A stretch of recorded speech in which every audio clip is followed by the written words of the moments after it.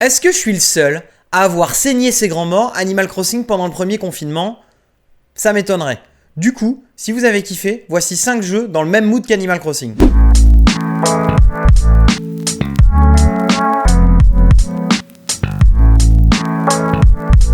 Je sais vous dire très précisément pourquoi j'ai kiffé Animal Crossing la première fois. Bon, déjà il était très différent de ce que j'avais pu tester avant. Bon, ça pourrait être résumé en quelques points, hein. Sa musique chill, sa naïveté, ses trucs à collectionner, le côté calme, détente et surtout la liberté. Voilà, je pense que c'est ces points qui me font kiffer. Vous allez vite comprendre que les jeux dont je vais parler utilisent un ou plusieurs de ces points et c'est sur ça que je vais m'appuyer. Évidemment, il y a plein d'autres trucs cool dans Animal Crossing qu'on va devoir survoler dans cette vidéo pour aller à l'essentiel. Le jeu en temps réel par exemple. Bon, c'était stylé, mais ça crée des situations où t'étais un petit peu en décalage avec le reste du monde. Genre pour ta famille normale, c'est Noël, il y a tes petits cousins qui sont là, tu dois leur montrer tes cartes Pokémon. Mais mon gars, toi t'as pas le temps. T'as moins de 24 heures dans le jeu pour choper tous les meubles de Noël et il est hors de question que t'en rates un. C'est un événement de ouf qui arrive une fois par an dans le jeu. Si tu clignes des yeux pendant que tu gères les bails, c'est mort. Tu rates la putain de cheminée en rotin inflammé, un objet hyper rare que tu pourras pas choper avant l'année prochaine. Est-ce qu'on en parle ou pas de ce côté hyper égoïste là qu'avait ta famille de vouloir faire des trucs mais pile ce jour-là? Ah, et dans cette vidéo, je risque de parler souvent d'Harvest Moon. Si vous ne connaissez pas, c'est la série de jeux de gestion de ferme la plus connue. Personnellement, j'y ai jamais joué, ou très peu, donc je suis preneur d'un titre pour commencer, donc n'hésitez pas à me dire dans les commentaires si vous en avez un que vous kiffez et sur lequel je devrais peut-être commencer. Tout ça pour dire que c'est vraiment une référence et que beaucoup de jeux dont je vais vous parler aujourd'hui s'en inspirent. Stardew Valley.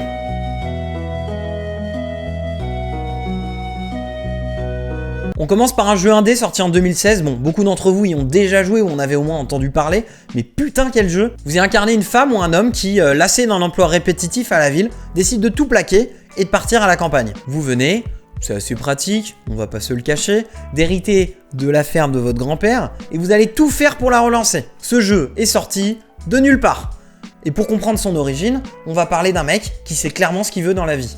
On parle ici d'Eric Baron, qui avait pas trop kiffé les derniers jeux Harvest Moon, et qui du coup s'est dit bah ok, je vais faire un meilleur jeu. Niveau couille, on est à peu près là. Le mec a passé entre 12 et 15 heures par jour à créer son propre jeu pendant 4 ans, alors qu'il avait aucune expérience. Niveau déter, on est à peu près là. Franchement, respect. J'ai pas pu m'empêcher d'imaginer la gueule qu'aurait le jeu si c'était moi qui avais eu la même idée. Comme dans Animal Crossing, on peut avancer comme bon nous semble. On peut choisir de faire plutôt des combats, du minage, des récoltes, de la pêche. Du fromage, du jambon, des choses très concrètes. Tout est important, mais en même temps, il n'y a rien qui presse. Est-ce que ce serait pas une petite métaphore de la vie, ça, quelque part? Bon, après, c'est no stress, hein. Pas d'objectif final. Le but, c'est juste amasser de la thune et avancer dans ta vie de gros capitaliste, en fait. Et vous allez voir, c'est quand même une vie assez rythmée, pleine de rencontres, de petites personnalisations, de moments cool. Le temps qui passe, les saisons, et donc du coup, quand planter, quand récolter, tout ça vous allez rapidement comprendre. Bon du coup vous l'avez compris, plus vous avez de voluptueuses moulas, plus vous avancez dans le jeu. Là encore, vous ne devriez pas trop être perdu face à Animal Crossing. Le tout dans un monde pas très stressant puisque vous pouvez jamais mourir. Si vous nourrissez pas vos vaches par exemple, bah elles vont devenir maigres, elles vont plus produire de lait, mais c'est tout. Le jeu est bien pensé, il y a plein d'activités différentes, mais vous allez tout comprendre assez rapidement, que ça soit l'interaction avec les animaux ou les récoltes. Parmi les activités qui sont proposées, il y a par exemple l'élevage de poissons, et honnêtement, c'est des ouf. Un jour, j'ai un couple d'esturgeons, ils m'ont dit comme ça au calme, ouais, apporte-nous des diamants. Genre, les mecs, ils avaient des putains d'exigences, on aurait dit des milliardaires russes. Bon, par contre, dans ce jeu, c'est pas du temps réel comme dans Animal Crossing. C'est une année fictive qui s'écoule avec des événements à chaque saison. Bon, après, pour moi, honnêtement, c'est un peu le côté OSEF du jeu. Genre, qui s'intéresse la danse des méduses? En vrai, Stardew est un jeu hyper cool. J'aurais des centaines de trucs à vous dire là-dessus, mais je vais juste vous donner comme ça des petites infos pêle-mêle pour vous faire craquer.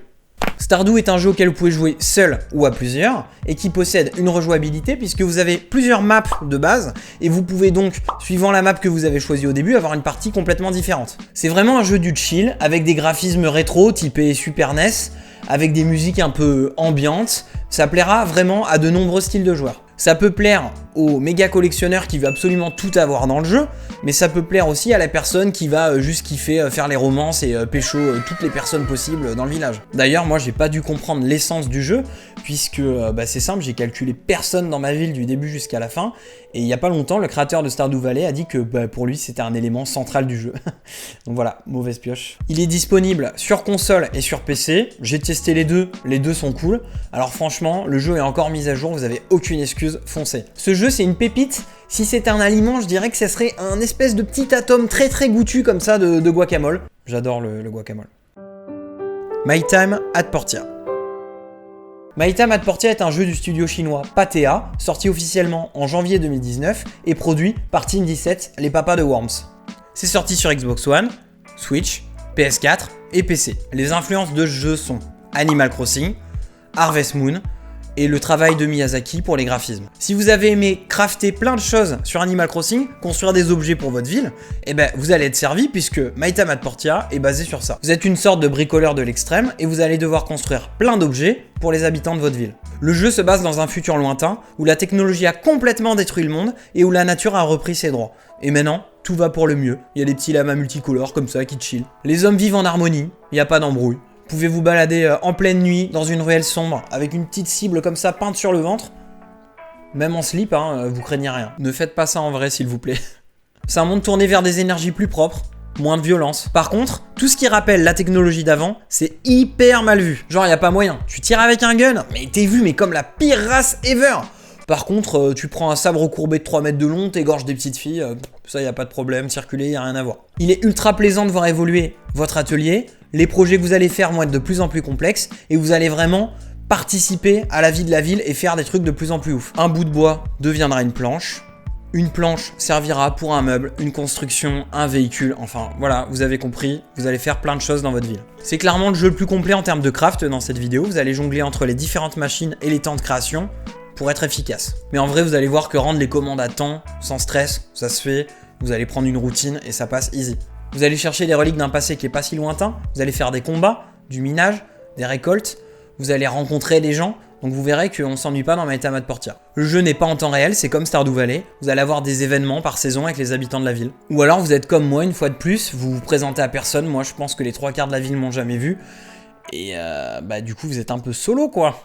Un peu comme dans Animal Crossing où mes habitants, ils savent pas qui je suis. Franchement, c'est un jeu trop cool. Je l'ai fait l'année dernière sur console. J'aimerais bien le refaire sur PC parce qu'on m'a dit que la version PC était mieux. J'hésite d'ailleurs à le faire en stream parce que oui, il est possible de me retrouver sur Twitch. Le lien est en description. J'y suis le mercredi à partir de 20h et le dimanche à partir de 15h. Donc voilà, on fera ce style de jeu là, mais aussi d'autres comme en ce moment du Cyberpunk sur PC, du Sea of Thieves avec les copains. Donc voilà, venez, on se marre bien. Venez kiffer. Minecraft. Alors là, j'avoue, c'est osé. Je vous parle du jeu indé le plus connu au monde, celui dont il est impossible de ne pas avoir entendu parler, quasiment, dont même le roster Smash Bros possède un personnage. Mais je sais pas, ça me paraissait impossible de pas vous en parler. Ce qui doit vous paraître étrange, c'est surtout le lien que je vais faire avec Animal Crossing, mais je sais pas, c'est une sorte de sensation, un mood, d'avancer hyper lentement vers un objectif qui est de plus en plus cool.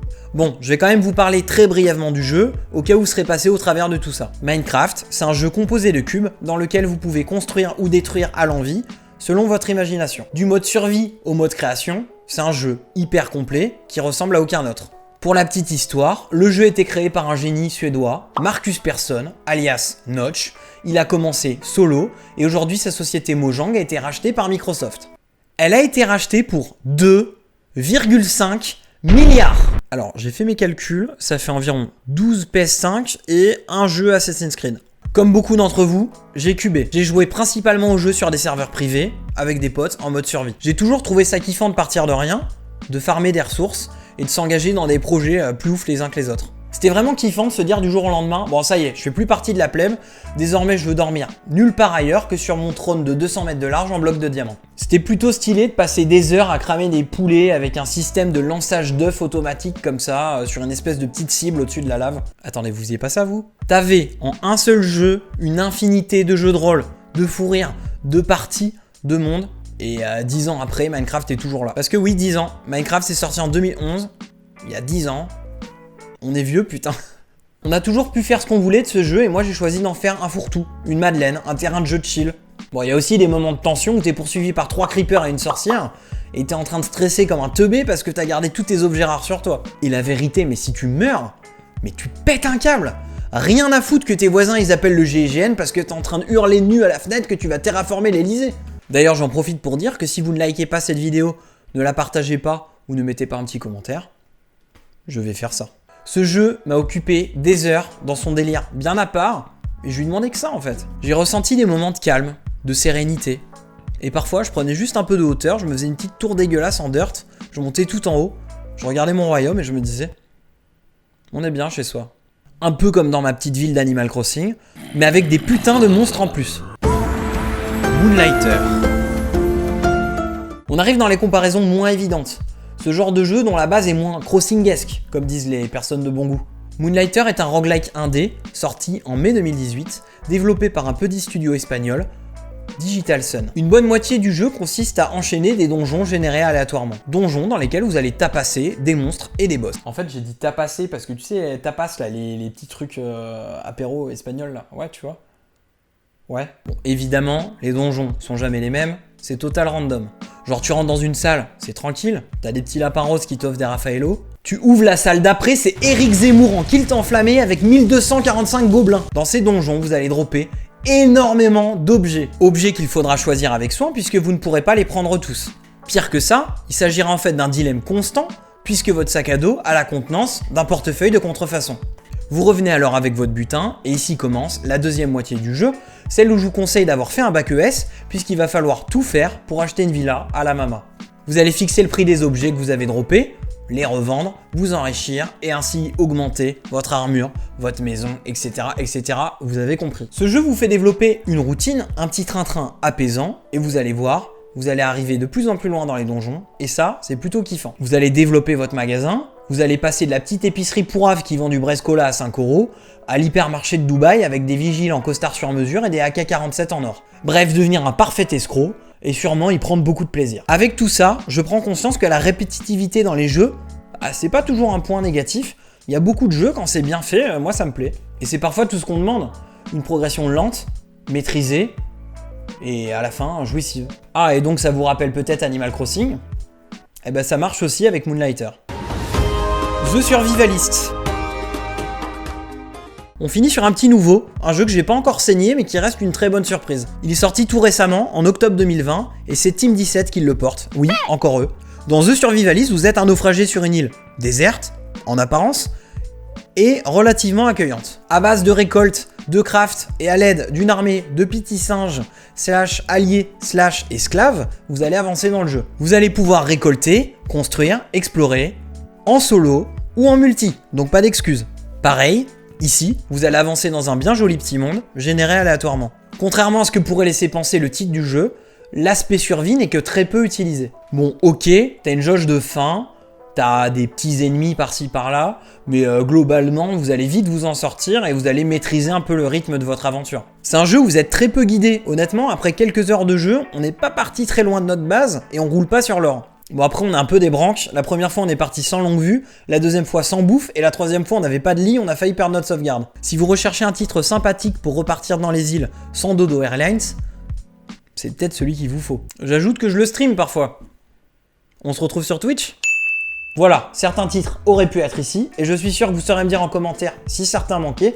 J'espère que ça vous a donné envie de jouer ou de rejouer aux jeux dont j'ai parlé. À vous de me dire si j'ai commis un blasphème en comparant tous ces jeux au sacro-saint Animal Crossing. À bientôt pour une nouvelle vidéo, et d'ici là, je suis sur les réseaux sociaux.